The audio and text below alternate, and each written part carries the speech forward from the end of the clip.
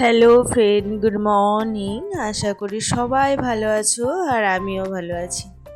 তোমারে কিচেনে সবাইকে স্বাগত আর আন্তরিক শুভেচ্ছা দিয়ে আমার ভিডিওটি এখানেই শুরু করছি। সকাল সকাল হাজির হয়ে গেছি তোমাদের সামনে আরেকটি ভিডিও নিয়ে চলে এসেছি। তোমরা যে যেখান থেকেই দেখছো সবাইকে আমার বুক ভরা ভালোবাসা দিয়ে আজকের ভিডিওটি আমি শুরু করছি। এখন সকালবেলা দরজা খুলে যখন বাইরের ওয়েদারটা দেখি সত্যি আমার মনটা এত খুশি হয়ে যায় এবং এত শান্তি স্বস্তি পায়। হায়দ্রাবাদের ওয়েদার সত্যি তোমার মন প্রাণ সব শান্তি করে দিবে। তুমি মানসিকভাবে মানে একটা ফ্রেশ সকাল পাবে, এটা তো আমি মনে করি। আর আমার মতো আর কে কে মনে করো জানিও কিন্তু।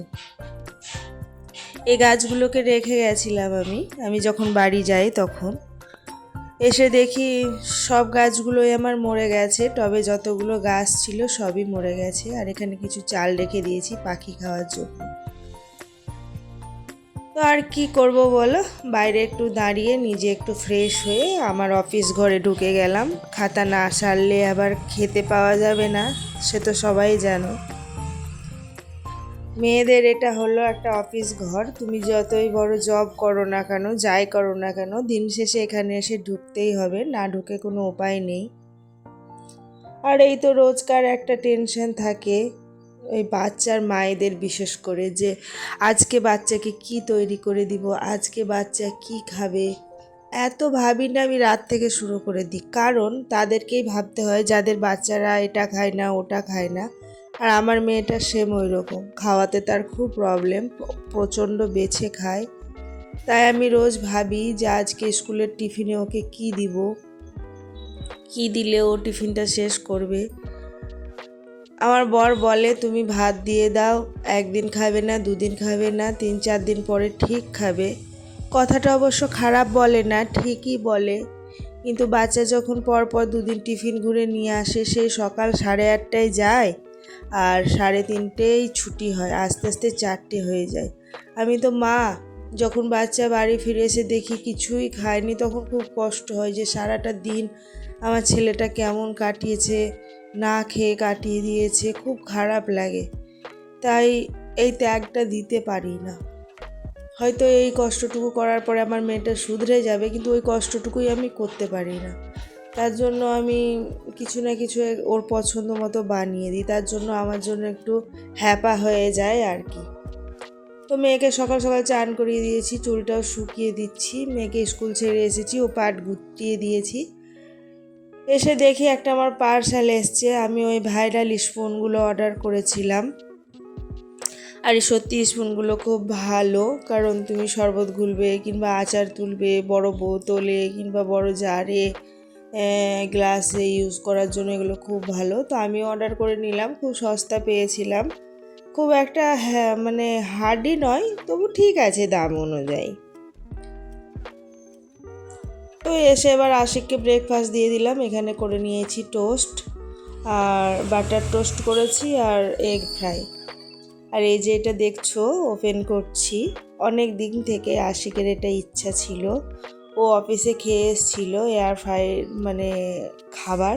তো আমাকে বলছিল মারি জানো তোমাকে একটা জিনিস কিনে দিব, সেটা খুব ভালো, বিনা অয়েলের হয়।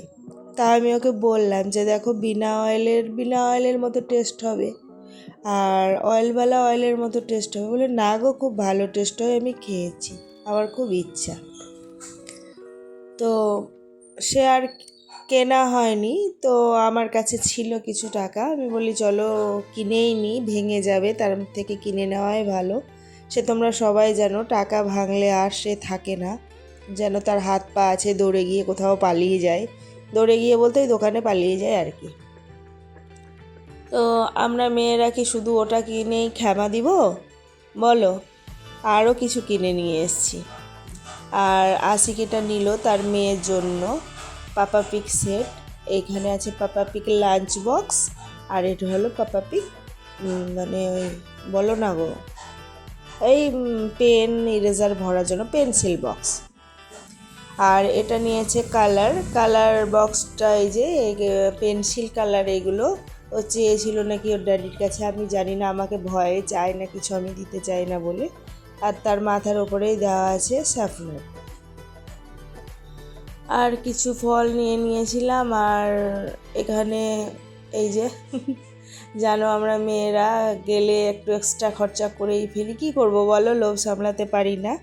আর আমার বর তো বলে থাক নিতে হবে না, কি হবে, থাক নিতে হবে না। ও গেলে ঠিকঠাক আমাকে কিছু কিনতে দেয় না। তো আমার মতো তোমাদের আর কার কার হয় বলো তো? আমি গেলে না লোভ সামলাতে পারি না, এটা নিয়ে ওটা নিয়ে। আর বিশেষ করে আমার বর এই জন্য মানা করে যে নিয়ে কি করবে, ভাড়া ঘর না, এখান থেকে ওখান, ওখান থেকে এখান করতে খুব সমস্যা হয়। তো রান্নাবান্না করে অনেকটা সময় মধ্যেখান কাটিয়ে দিয়ে আমরা গেছি মেয়েকে আনতে। ওর ড্যাডি তো কিছুতেই তর্স হয় না, বলে গিফটগুলো নিয়ে যাবো, আমার মেয়ে অনেক সারপ্রাইজড হয়ে যাবে, অনেক হ্যাপি হয়ে যাবে। এত করে বললাম বাড়ি আসবে দিলে দিবে, সে কিছুতেই শুনবে না, নিয়ে গিয়েই ছাড়বে। আর ঠিক আছে চলো, আর কি করবে। সে এত খুশি হয়েছে, এত খুশি হয়েছে। ও ড্যাডি বলে দেখো এই খুশিটারই দাম কে দেয় বলো তো, আমি এটাই চেয়েছিলাম, পয়সাটা ম্যাটার করে না আমার কাছে, এই খুশিটাই ম্যাটার করে। দেখেছো, সে অনেক হ্যাপি, অনেক হ্যাপি, মুখ নাক চোখ সে কেমন করছে, মানে আর এক্সাইটেডমেন্টটা আর ধরে রাখতে পারলো না। তার ড্যাডিকে এসে একবার হাগ করছে, আমাকে একবার হাগ করছে। এটাই অনেক। তারপরে ওই যে এয়ার ফ্রায়ারটা এনেছিলাম, বারবার আশিক বলে কিছু একটা করো দেখি, ট্রাই করি কেমন হচ্ছে কেমন হচ্ছে। তো বললাম চলো করেই ফেলি, নতুন নতুন আর জানি না, যেমন জানি। তো এখন বিকালবেলা মেয়েকে নিয়ে চলে এসেছি, প্রায় বিকালবেলা বলা ভুল, এখন সন্ধ্যা হতে গেছে, মাগরিবের আজান দিবে। তো কিছুটা পাকোড়ি ভেজে নিব, চা খাবে এখন সব। আর আমার মেয়েও পাকোড়িটা বেশ একটু ভালো খায় আর কি। তো পাকোড়িগুলো ভেজে নিব, পাকোড়ি ভেজে টেজে নামাজ টামাজ পড়ে নিব।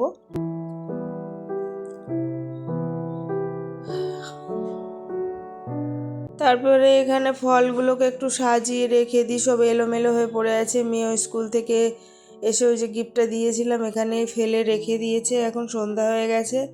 সে আমাদের কাজের তো আর শেষ নেই বলো, একটা ছেড়ে একটার। এই যে আমি দেখছো না এখানে সব না আঠা দেওয়া, মানে আঠার মতো থাকে, কি দিয়ে পাকায় কে জানি।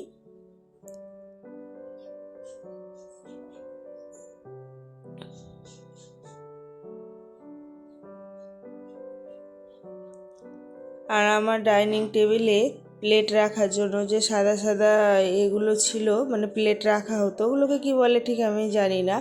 তো সেগুলো প্রায় হলুদ লেগে নষ্ট হয়ে এসেছিলো। তো আমি ভাবলাম এগুলোকে ফেলে কেন দিব, কিছু একটা কাজে লাগায় বলে একটু একটু করে কাপড় দিয়ে এরকম সুন্দর করে লেস দিয়ে তৈরি করি। একটু বুদ্ধি লাগালে ফেলে দেওয়া জিনিসগুলোকেও সুন্দর করে তোলা যায় জানো তো। তো আমি সেটাই করে ফেললাম। আরও একটু কিছু করব ভাবছি, ওটাও তোমাদের সঙ্গে শেয়ার করব। তো আজকের ভিডিওটি এখানে শেষ করলাম, সবাই ভালো থাকবে, সুস্থ থাকবে।